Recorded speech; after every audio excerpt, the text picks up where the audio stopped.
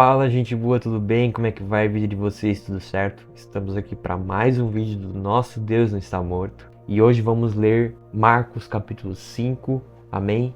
E vamos deixar a palavra de Deus falar aos nossos corações. E hoje em Marcos capítulo 5, vemos a cura do endemoniado Gerazeno. Entre mentes chegaram à outra margem do mar, a terra dos Gerazenos. Ao desembarcar, logo veio dos sepulcros ao seu encontro um homem possesso de espírito imundo, o qual vivia nos sepulcros e nem mesmo com cadeias alguém podia prendê-lo, porque tendo sido muitas vezes preso com grilhões e cadeias, as cadeias foram quebradas por ele e os grilhões despedaçados, e ninguém podia subjugá-lo.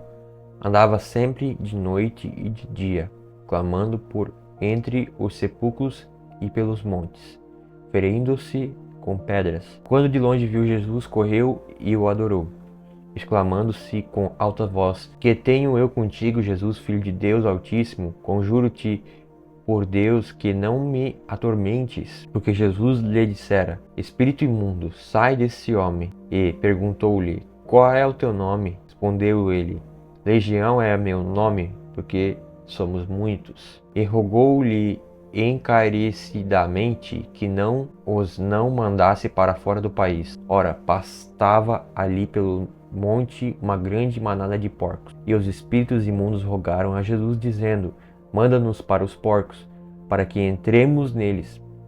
Jesus o permitiu. Então, saindo os espíritos imundos, entraram nos porcos, e a manada, que era cerca de 2.000, precipitou-se despenhadeiro abaixo, para dentro do mar, onde se afogaram. Os porqueiros fugiram e o anunciaram na cidade e pelos campos. Meus irmãos, a gente vê aqui um relato muito importante de Jesus. Primeiro, Jesus acabando, de expulsar um demônio aqui de um irmão que estava totalmente possesso por espíritos malignos e que faziam com que ele se cortasse, como está escrito ali no versículo, como está ali no versículo 5, a gente vê que ele se cortava.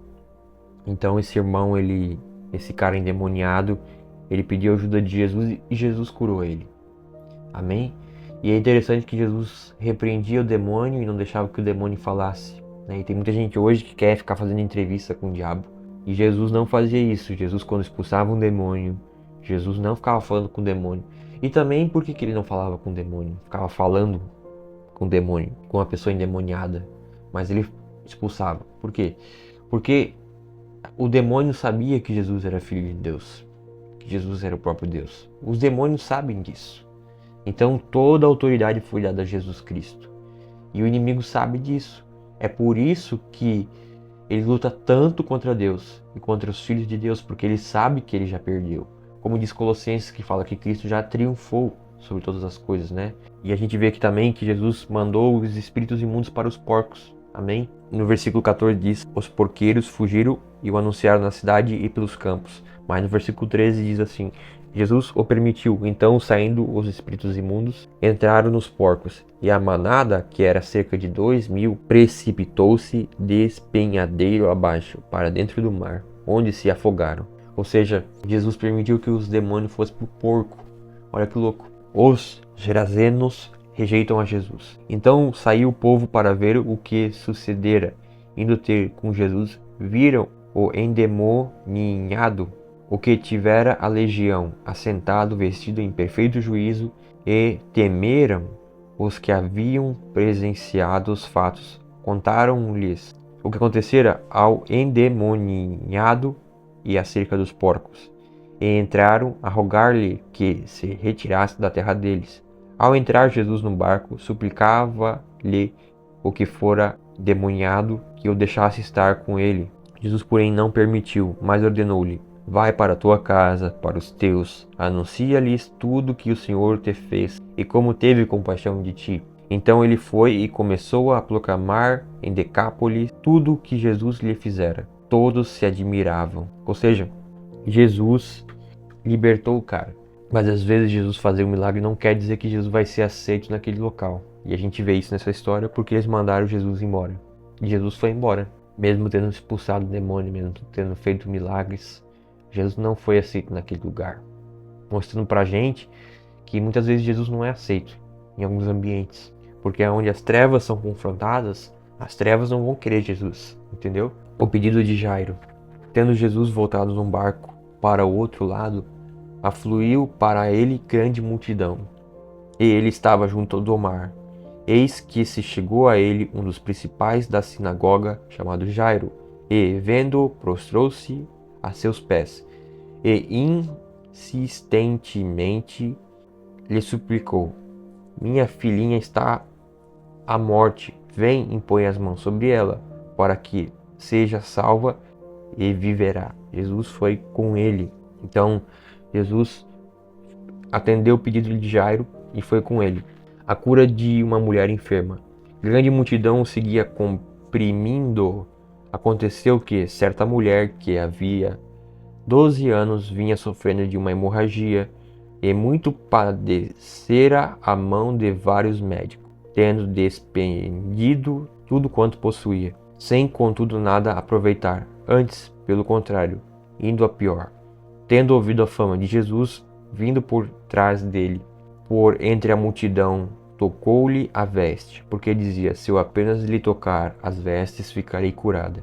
E logo se lhe estancou a hemorragia e sentiu no corpo estar curada do seu flagelo. Jesus, reconhecendo imediatamente que dele saíra poder, virando-se no meio da multidão, perguntou: Quem me tocou nas vestes? Responderam-lhe seus discípulos: Vês que a multidão te aperta e dizes: Quem me tocou? Ele, porém, olhava ao redor para ver quem fizera isso. Então a mulher, atemorizada e tremendo, conscia do que nela se operara, veio, prostrou-se diante dele e declarou-lhe toda a verdade. E ele lhe disse: Filha, a tua fé te salvou. Vai-te em paz e fica livre do teu mal. Então veja que interessante como que a mulher enferma foi curada por Jesus, como que Jesus é misericordioso com as pessoas. Veja você mesmo no texto, como que Jesus é misericordioso. Jesus exerceu misericórdia com a mulher. Então assim nós também devemos ter essa misericórdia com as pessoas que estão à nossa volta, ainda que não seja fácil, gente. Não é fácil, mas é um mandamento do Senhor, a gente amar a Deus sobre todas as coisas e amar o próximo como a nós mesmos. A ressurreição da filha de Jairo. Falava ele ainda quando chegaram alguns da casa do chefe da sinagoga, a quem disseram: Tua filha já morreu, por que ainda incomodas o mestre?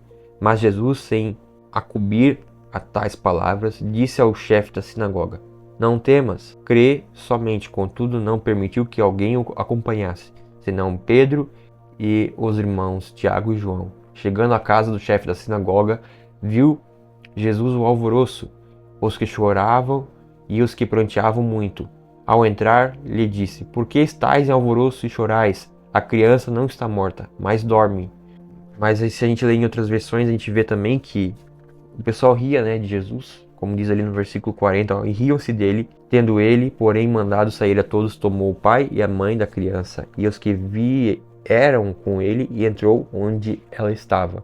Tomando-a pela mão, disse: Talita cumi, que quer dizer: Menina, eu te mando, levanta-te. Imediatamente a menina se levantou e pôs-se a andar, pois tinha 12 anos. Então ficaram todos sobremaneira admirados. Mas Jesus ordenou-lhes expressamente que ninguém o soubesse e mandou que dessem a comer a menina. Veja o que diz no versículo 38.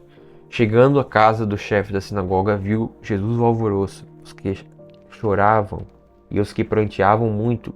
Ao entrar, lhe disse: Por que estáis em alvoroço e chorais? A criança não está morta, mas dorme. E veja no versículo 40 ali que eles riem dele. Então olha que interessante esse ensino que nós temos aqui para aprender com Cristo. Nós devemos manter a nossa fé em Deus, que Deus cura, que Deus ressuscita, que Deus sara, mesmo quando as pessoas à nossa volta riam da gente. E a gente vê isso. Jesus era um homem que, além de ser 100% Deus e 100% homem, ele era um homem de fé. Ele foi um homem de dores, mas foi também um homem de fé. Um homem que, em todo o tempo, tinha fé em Deus e tinha uma fé confiante em Deus, que Deus poderia operar milagres e maravilhas. E assim Deus fazia. Veja, milagres e maravilhas são testemunhas do Evangelho. Então, onde tem evangelho sendo pregado, tem milagre, tem maravilha, sim. Apesar de muitos usarem isso para o seu benefício, como os falsos profetas fazem, mas aonde tem verdadeiro evangelho, tem milagre e maravilha. Isso é sinal, amém? E eu quero orar com você para que esse sinal, assim como Jesus fazia vários milagres aqui, que Jesus possa fazer milagres na sua vida. Então, Senhor Deus, obrigado pela minha vida e obrigado pela vida de cada pessoa que está assistindo essa live aqui. Pai, que nós possamos fazer e viver os teus milagres, Pai.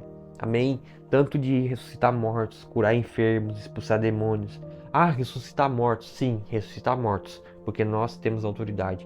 Ainda que nós não venhamos ver isso muitas vezes nos dias de hoje, mas eu creio pela autoridade do nome de Jesus que Ele é poderoso para ressuscitar pessoas, inclusive.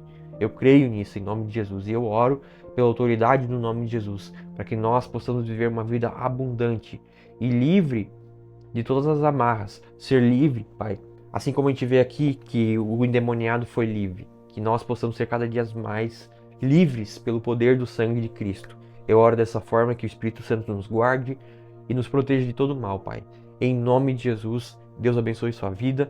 Até amanhã e fique com Deus. Valeu!